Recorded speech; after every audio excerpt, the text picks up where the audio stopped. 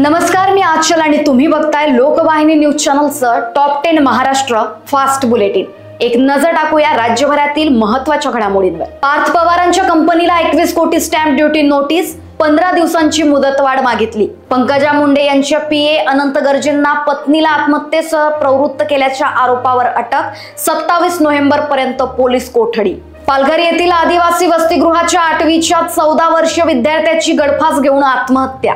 मी पैगंबर मोहम्मद यांचा वंशज म्हणत मुंबईत 2 महिलांच्या 11 लाखांच्या दागिन्यांची जादूच्या नावावर फसवणूक। ठाण्यात देसाई खाडी काठी सुटकेसमध्ये 30 वर्षीय महिलेचा मृतदेह आढळला, हत्येचा गुन्हा दाखल। मी कुणाचाही ऋणी नाही, 35 वर्षापासून आरोपांचा भडीमार होतोय।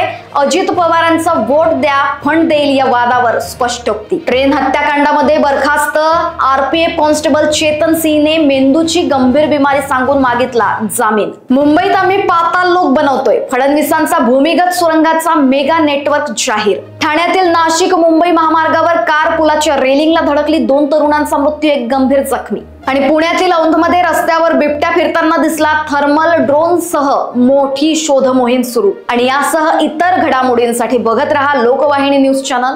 नमस्कार।